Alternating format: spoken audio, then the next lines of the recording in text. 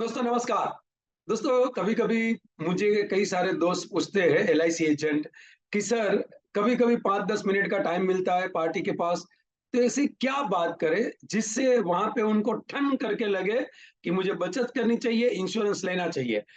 Middle class लोग सबसे ज़्यादा ऑब्जेक्शन होता है, पैसे नहीं है और उनके पास सर हम कुछ नहीं कर पाते क्योंकि पैसे नहीं है और पैसे नहीं है, ब्रह्मास्त्र है पार्टी का, मिडिल क्लास लोगों का। तो सर वहाँ पे ऐसी क्या बात करें जिससे उसको महसूस हो कि मुझे सेविंग करना चाहिए? दोस्तों मिडिल क्लास की ये बात बिल्कुल सही है। कभी-कभी उनके पास पैसे बचते नहीं होते हैं। 20, 25, 30, 50 हज़ार रुपए उनके पास आते हैं, लेकिन उनके सामने एक्सपेंस भी एडजस्ट किए होते हैं। तो उनसे क्या बात करें जिससे उसको महसूस हो, रियलाइज़ हो और वहाँ पे हमें पॉलिसी के लिए कुछ ना कुछ निकल के आए और वहाँ पे हम पॉलिसी डन करके आए। छोटी तो छोटी लेकिन उनको कुछ लाइफ कवर दे, रिस्क कवर दे और वहाँ पे पॉलिसी लेके आए। चलिए जानते हैं ऐसी क्या बात करें। दोस्तों Hiren Trivedi, Indian institute of excellence से आप सभी का तहे दिल से मेरे यूट्यूब चैनल में हार्दिक स्वागत करता हूं। दोस्तों ऐसे ही हर वीक एक वीडियो आपके बीच में लेके आता हूं। अभी तक आपने मेरी चैनल सब्सक्राइब नहीं किए, सब्सक्राइब कीजिए।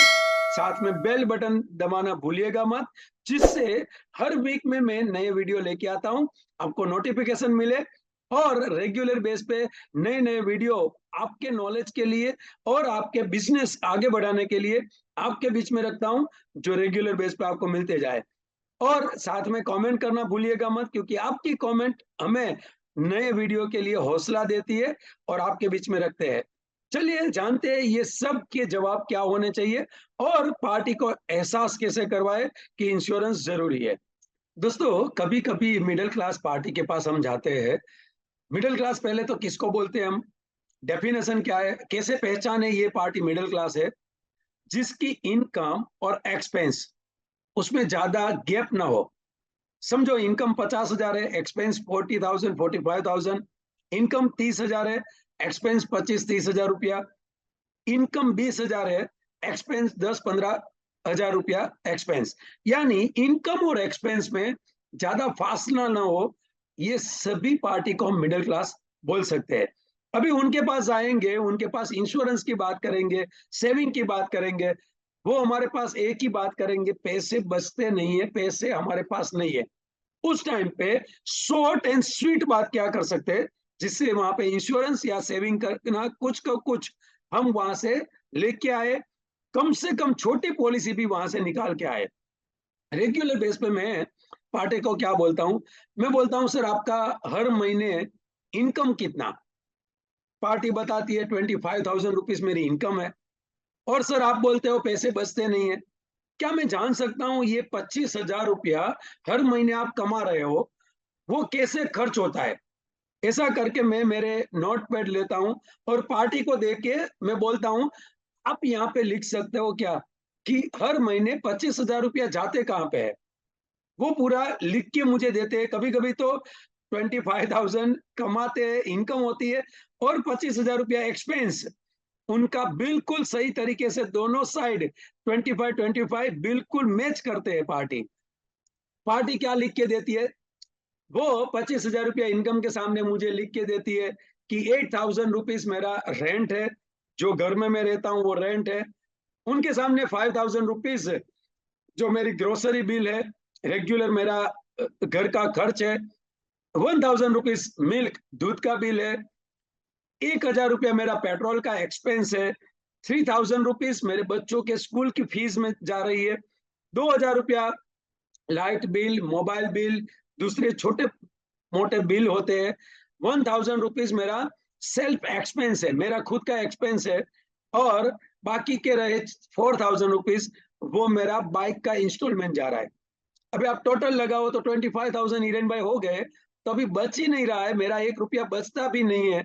तो मैं बचत कहाँ से करूं?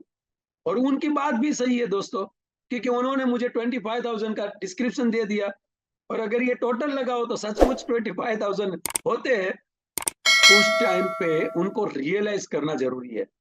उनको पता चलना चाहिए कि रियली मुझे इंश्योरेंस की जरूरत है। उनके लिए ऐसा कुछ कन्वर्सेशन हमें करना पड़ेगा जिससे उसको रियलाइज हो। मैं वहां पे पार्टी के साथ बात करता हूँ, सर मुझे सच बताओ, आपने 25,000 रुपया कमाए और हर महीने 25,000 रुपया आपके एक्सपेंस है। मैं मानता हूँ जिस हिसाब से आपने मुझे गिनती करवाई, 1 रुपया भी आपका बचता नहीं है। लेकिन सर सच बताओ, ये 25,000 रुपया जो आप कमा रहे हो, ये आपके हैं या किसी और के हैं? पार्टी बोलती है, ये तो मेरे हैं 25,000 रुपया। ऑलरेडी 25,000 मेरी इनकम है हर महीने की सैलरी की, तो ये 25,000 रुपया मेरे ही है ना हिरेन भाई, किसी और के थोड़ी है। तब मैं बोलता हूँ सर आपके तो 1 रुपया नहीं है इसमें। कैसे? सर आपने ही मुझे गिनवाए। ये 8,000 रुपीज रेंट के है, जो मैं घर में रहता हूँ उसका 8,000 रेंट है, 5,000 रुपया ग्रोसरी यानी जो भी किराना का बिल आता है उसके 5,000 रुपीज है, 1,000 मिल्क बिन आपने ही बोला, तो ये तो दूध वाला लेके जाता है सर। 1,000 रुपया पेट्रोल एक्सपेंस, ये तो पेट्रोल पंप में आप उनके लिए कमा रहे हो। 3,000 रुपया बच्चों की स्कूल फीस, तो वो स्कूल वाले के लिए आप 3,000 रुपया कमा रहे हो। 2,000 rupees light bill, mobile bills, उनके बिल्स, यानी कि उन लोगों के लिए आप ये बाकी के 2,000 रुपया कमा रहे हो।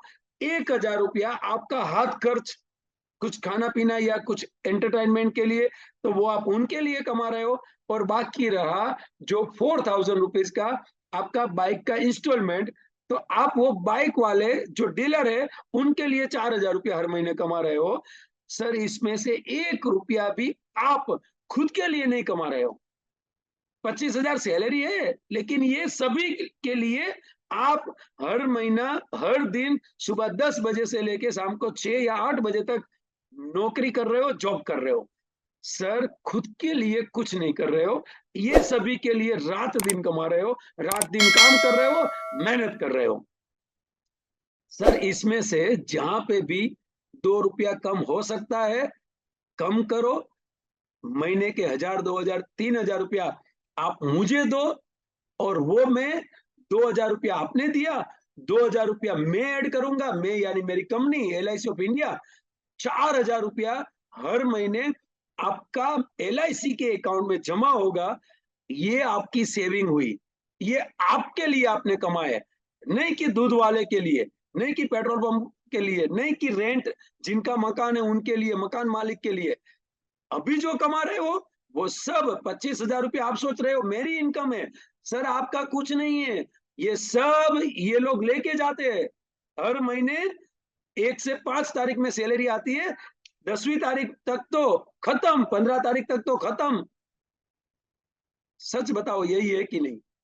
हाईएस्ट मिडिल क्लास की यही परिस्थिति है कि नहीं? 1 से 10 तारीख में कमाए, पगार आया, सैलरी आया, लेकिन 15 से 20 तारीख में वो सब सैलरी एक्सपेंस में चला गया। खुद का क्या बचा? खुद के लिए क्या निकाला? सर खुद के लिए 2-3 हजार रुपया निकालना पड़ेगा। चाहे तो पेट्रोल एक्सपेंस पे थोड़ा कम करो, चाहे तो ये लाइट बिल, टेलीफोन बिल, या फिर सर वो सेल्फ 1,000 रुपीज आप निकाल रहे हो खुद के खर्च के लिए, उसमें से थोड़ा 500 रुपया बचत करके सर 2-3 हजार रुपया मुझे दे दो। मेरी कंपनी 2-3 हजार रुपया ऐड करेगी, हर महीने 2 से 5 हजार रुपया आपके जमा होगी सर। ये आपकी खुद की बचत है। और ऐसे सर अगर आप बचत किया तो आगे जाके रिटायरमेंट में बच्चे के शादी के लिए, हायर एजुकेशन के लिए सर किसी से पास से पैसे लेने की जरूरत नहीं पड़ेगी। दोस्तों सच बताओ, मिडिल क्लास की यही जिंदगी है कि नहीं? और हम लोग ज्यादातर ऐसे दोस्तों को मिलते हैं जिसकी इनकम और एक्सपेंस जिसमें लंबा गैप नहीं है। तो ये कन्वर्सेशन करके हम उनके पास से पॉलिसी डन कर सकते हैं, उनको 1,000, 2,000, 3,000 का पॉलिसी पर मंथ सेविंग के लिए कन्विंस कर सकते हैं। उनके लिए पैसे निकालने पड़ेंगे, उनके लिए थोड़ी बचत करनी पड़ेगी।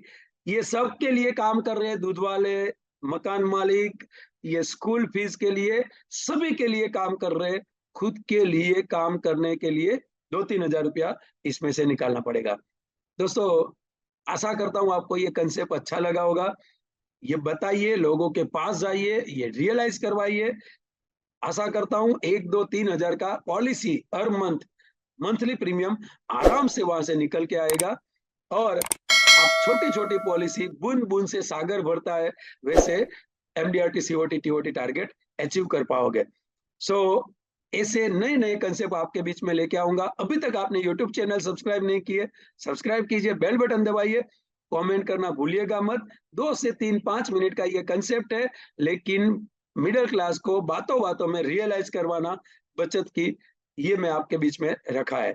So thank you very much, good night, best of luck. Thank you very much.